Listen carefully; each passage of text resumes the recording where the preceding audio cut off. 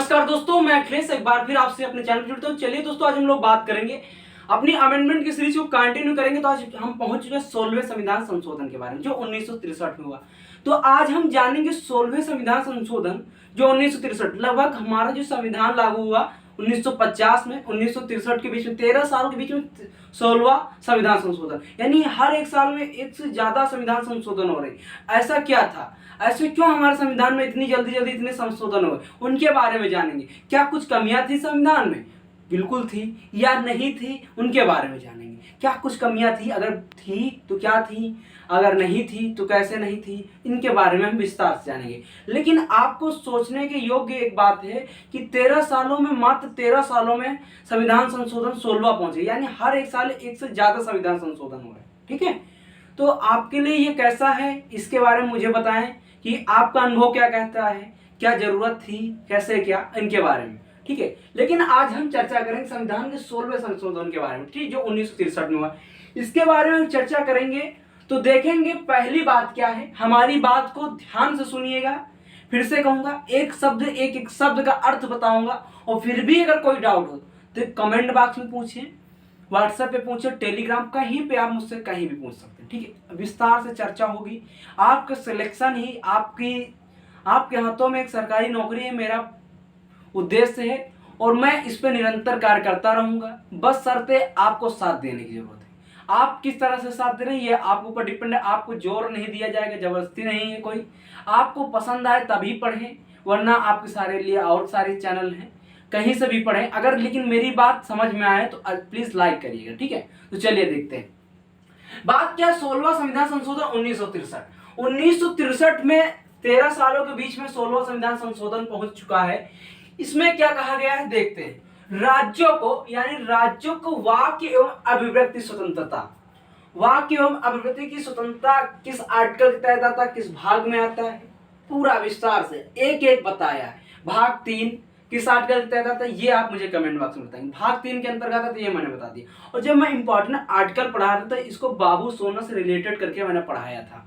और पूरा I hope अगर आपने भाग 3 देखा होगा, इंपॉर्टेंट आर्टिकल, उसकी प्लेलिस्ट भी बन के तैयार है, आप जाइए, मिल जाएगा। ठीक है, अगर आपने देखा होगा तो कभी नहीं भूलेंगे। ठीक है, क्योंकि आपको जीएस पढ़ने में तभी मजा आएगी जब आप पुराने लेक्चर पढ़ रहे हैं मेरे साथ। खासकर मेरे साथ जीएस पढ़ने में तभी मजा आएगी जब आप मेरे सारे पुराने लेक्चर पूरा का पूरा वीडियो देख रहे हैं। क्योंकि मैं, एक आदत मेरी बन चुकी है कि मैं कोई भी चीज पढ़ाऊंगा या पढ़ता हूं तो कोरिलेट करके करता हूं, क्योंकि एक ही साथ मेरे कई सारे क्वेश्चन हो सके, एक ही जगह से मेरा कई सारे कॉन्सेप्ट क्लियर हो सके। ये मेरी सोच है और यही मैं आपके अंदर भी डेवलप करना चाहता हूँ। ठीक है, तो क्या है, राज्यों के वाक्य एवं अभिव्यक्ति, यानी बोलने की स्वतंत्रता और जीवन जीने की स्वतंत्रता। वाक्य मतलब बोलने की स्वतंत्रता और अभिव्यक्ति की मतलब जीवन जीने की स्वतंत्रता, शांतिपूर्वक निरायुध सम्मेलन और राष्ट्र की संप्रभुता और अखंडता। ये वर्ड कहां पे, राष्ट्र की संप्रभुता और अखंडता कहां पे, प्रियम्बल में। अब यहां से क्वेश्चन बन रहा है कि हमारा कॉन्स्टिट्यूशन जो है वो प्रियम्बल को अपना एक हिस्सा मानता है या नहीं मानता है। अगर कॉन्स्टिट्यूशन प्रियम्बल को अपना हिस्सा मानता है तो कौन से केस के द्वारा मानता है, या नहीं मानता तो किस केस के द्वारा नहीं मानता है, इसके बारे में आप मुझे कमेंट बॉक्स में बताएंगे। ठीक है, तो फिर से देखो, राज्य को वाक्य एवं अभिव्यक्ति स्वतंत्रता, यानी कि जो राज्य को क्या है, वाक्य मतलब बोलने की स्वतंत्रता, अभिव्यक्ति की स्वतंत्रता, शांतिपूर्वक निरायुध सम्मेलन। निरायुध सम्मेलन मतलब जहां पे युद्ध ना हो, जहां युद्ध की स्थिति ना उत्पन्न हो, ऐसे सम्मेलन करने की, ऐसे संगठन करने की, ऐसे समिति की योजना दी गई। और निरायुध सम्मेलन और राष्ट्र की संप्रभुता और अखंडता। राष्ट्र की संप्रभुता मतलब एकता और अखंडता के हितों में संगम बनाने के लिए, के अधिकारों पर और अधिक प्रतिबंध लगाने की शक्ति प्रदान की गई। यानी राज्य को, जो हमारा स्टेट है, उसको क्या कहा गया कि वाक्य एवं अभिव्यक्ति की स्वतंत्रता जो है, जो कहते हैं ना कि हमारे पास ये वाक्य की, अब हमारे बोलने की स्वतंत्रता है, ये हमारी अभिव्यक्ति स्वतंत्रता है कि हम कुछ भी कहें, हमारा फंडामेंटल राइट है, तो उसमें कुछ प्रतिबंध लगाए गए। यानी सीधी सी बात है, जो हमारे मौलिक अधिकार हैं उनमें कुछ प्रतिबंध लगाए गए। तो पहली बात 16वें संविधान संशोधन द्वारा क्या आया, मौलिक अधिकारों पर प्रतिबंध। अब ये नहीं कि सारे मौलिक अधिकार यानी आपको बोलने पर नहीं, मौलिक अधिकारों पर प्रतिबंध, अधिकारों पर प्रतिबंध, मतलब ये नहीं कि आप बोल ही नहीं सकते या सम्मेलन नहीं कर सकते, लेकिन हाँ जो राज्य के हित में, जो देश के हित में होगा उसी पे कर सकते हैं। ये नहीं आप एक कोई ऐसा सम्मेलन बना लें, निरायुध सम्मेलन को छोड़कर कोई ऐसा सम्मेलन बना जहां संगोष्ठी करके आप सम्मेलन करके युद्ध की ओर बढ़ रहे हैं या उत्तेजना कर रहे हैं, राष्ट्र के लिए गलत, देश के लिए, राज्य के लिए गलत भावना को उत्पन्न कर रहे हैं, ये चीज नहीं है। तो इसलिए क्या राज्यों को पावर दी गई है, यानी राज्यों को ये ताकत दी गई है, राज्यों को ताकत दी गई है, राज्यों को वाक एवं अभिव्यक्ति स्वतंत्रता, शांतिपूर्वक निरायुध सम्मेलन और राष्ट्र की समृद्धता और अखंडता के हितों में संगम बनाने के मतलब सुरक्षा के लिए, इतनी चीजों की सुरक्षा के लिए, कितनी चीजों की अभिव्यक्ति की स्वतंत्रता और निरायुध सम्मेलन, राष्ट्र की संप्रभुता और अखंडता के हितों में संगम बनाने के लिए अधिकारों पर और अधिक प्रतिबंध लगाने की, यानी कि कोई व्यक्ति है उसके अधिकारों पर और अधिक प्रतिबंध लगाने की शक्ति प्रदान की गई, यानी पावर प्रदान किया गया।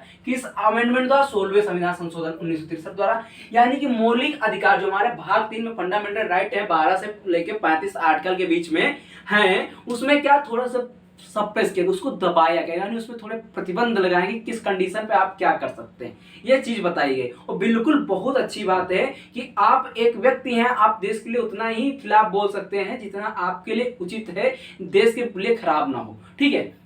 इसलिए क्योंकि कई सारे महान वक्ताएं मैंने देखा है कि बहुत सारा ज्ञान देते हैं, ठीक, उन सब चीजों को लेकर है। तो इतनी बात समझ में आई। फिर से देखो, पहला क्या, राज्यों को वाक एवं अभिव्यक्ति स्वतंत्रता। पहली बात, सीधी सी बात, ऐसे सुनो, राज्यों को जो जो राज्य के व्यक्ति हैं उनको बोलने और अभिव्यक्ति की यानी जीवन जीने की स्वतंत्रता है, शांतिपूर्वक रहने की स्वतंत्रता है, निरायुध सम्मेलन करने की स्वतंत्रता है और राष्ट्र की समृद्धता और अखंडता के हितों में संगम बनाने की जो अधिकार दिया गया है उस पर क्या किया गया, थोड़ा सा प्रतिबंध लगाया गया। क्या प्रतिबंध लगाया कि आप अगर राज्य में कुछ ऐसी स्थिति है जहां पे आप सम्मेलन नहीं कर सकते तो आप ये नहीं कह सकते कि उस स्थिति में भी हम सम्मेलन करेंगे, बिल्कुल नहीं, उस स्थिति में आप सम्मेलन नहीं कर सकते। अभी जैसे कोविड के काल था, कोविड के दौरान क्या था कि क्या कोई सम्मेलन कर सकता था? नहीं कर सकता था। क्यों नहीं कर सकता? क्योंकि इसी अमेंडमेंट के बाद पावर आ गए थे, राज्य पास इसी अमेंडमेंट के पास पावर आ जाता है कि यानी वहां की वो व्यक्तियों को, निजी क्षेत्र के व्यक्तियों को थोड़ा सा दबा के रख सकते, उसके फंडामेंटल राइट को रोक के रख सकता है। क्यों? क्योंकि राज्य के हित में वो अच्छा नहीं है, देश के हित में अच्छा नहीं, इसलिए ये बात है।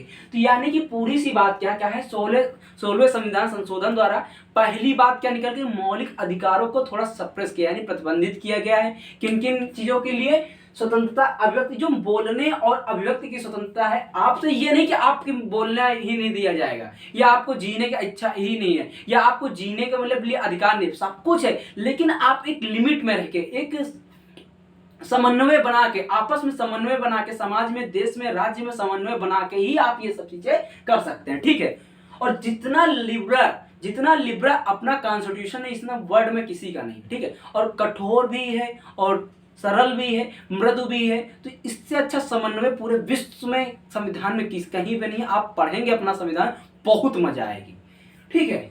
तो चलिए इतनी बात समझिए, यानी पहले बात में क्या कहा गया, पहले 16वें संविधान संशोधन 1963 में जो होता है उसमें पहली बात क्या गई, मूल अधिकारों का थोड़ा प्रतिबंध किया गया यानी दबाया गया। इतनी बात समझ में, ठीक है, हाँ समझ में आई। उसके बाद क्या कहा, दूसरा क्या है, विधानमंडल निर्वाचन में भाग लेने वाले अभ्यर्थियों, विधानमंडल निर्वाचन में जो विधानमंडल के यानी विधानमंडल विधानसभा के दो अंग होते हैं, ठीक है। जो विधानसभा होते हैं, एक में विधान परिषद होता है, एक में विधानमंडल होता है, ठीक है। विधानमंडल निर्वाचन में भाग लेने वाले अभ्यर्थियों, विधानमंडल के सदस्यों यानी अभ्यर्थियों जो भाग लेंगे उनकी बात कही जा रही, और विधानमंडल के जो सदस्य होंगे उनकी बात कही जा रही, और जो मंत्री होंगे न्यायाधीशों और भारत के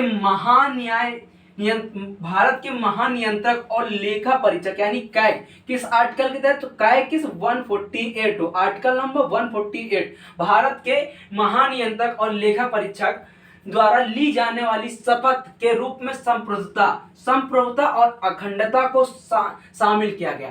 तो ये वर्ड देख लो, संप्रभुता और अखंडता यानी एकता बना के रखना और यूनिटी बना के रखनी। क्या यूनिटी बना के रखनी? तो एक सीधी सी बात है, किस अमेंडमेंट द्वारा भारत में विधानमंडल निर्वाचन में भाग लेने वाले अभ्यर्थियों, विधानमंडल के सदस्य, मंत्री, ये मंत्री कैबिनेट के भी हो सकते, संसद की भी हो सकते, किसी, यानी कि जो अनुसूचित 3 है, जो हमारी थर्ड शेड्यूल है, थर्ड शेड्यूल के अंतर्गत जितने लोग आते हैं उनके बारे में बात कही, उनकी शपथ के बारे में बात कही है। अभ्यर्थियों, विधानमंडल के सदस्यों, मंत्रियों, न्यायाधीशों यानी जजों और भारत के भारत के महानियंत्रक और लेखा परीक्षक द्वारा, भारत के महानियंत्रक और लेखा परीक्षक जो आर्टिकल क्या कहता है 148 में है कि द्वारा ली जाने वाली शपथ के रूप में संप्रभुता और अखंडता को शामिल किया गया। यानी कि अब ये सब बताया गया कि अगर अब इनमें से कोई व्यक्ति जब शपथ लेगा तो कहेगा, क्या कहेगा, हम मैं फलाने, जैसे मैं अखिलेश भारत की संप्रभुता और अखंडता को अक्षुण्ण रखता हूं। सभी ने अभी ने देखा जो मोदी की 2.0 कैबिनेट हुई थी, अगर आपने न्यूज में देखा होगा तो जितने मंत्रियों ने शपथ ली थी, गोपनीय शपथ है, अपने पद की गोपनीय शपथ ली थी। उसके पहले उनको पद नहीं बताया गया था कि आपको किस डिपार्टमेंट में भेजा जा रहा है, लेकिन उसके पहले उन्होंने शपथ ली थी, मैं अखिलेश साहू भारत में संप्रभुता और अखंडता को अक्षुण्ण यानी अक्षुण्ण बनाए रखने की, यानी इसकी संप्रभुता और अखंडता के लिए कुछ भी कर सकता हूं। उसके बाद अपनी पूरी शपथ ग्रहण की थी, जो भी प्रोसेस होता है, ठीक है।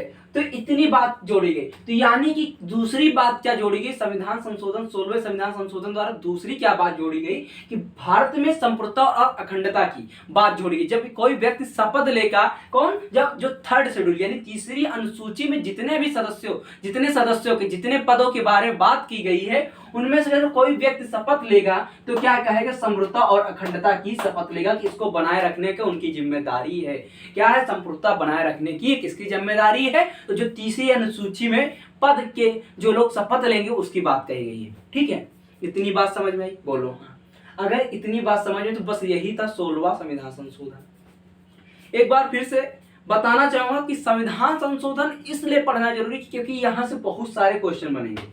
आप आरओ का एग्जाम देंगे, यूपी पीसीएस, यूपीएससी, किसी यूपी ट्रिपल एससी, किसी के एग्जाम देंगे, जैसे जैसे अपडेट होता रहेगा वैसे वैसे मजा आएगा। और ये डेफिनेट है कि एक टाइम आपको इतना मजा आएगा हमारे साथ पढ़ के, आप बस जुड़े रहें और पुराने लेक्चरों को देखें और उनको शेयर करें। डेफिनेट है कि कुछ टाइम इतना मजा आने लगेगा कि सच में आपको एहसास होगा कि क्या रियलिटी में एग्जामिनर पूछता है और क्या हम पढ़ रहे हैं। तो अगर अच्छा लग रहा है तो लाइक करो, चैनल को शेयर करो, सब्सक्राइब करो। थैंक यू दोस्तों, बाय, गुड नाइट, जय हिंद दोस्तों।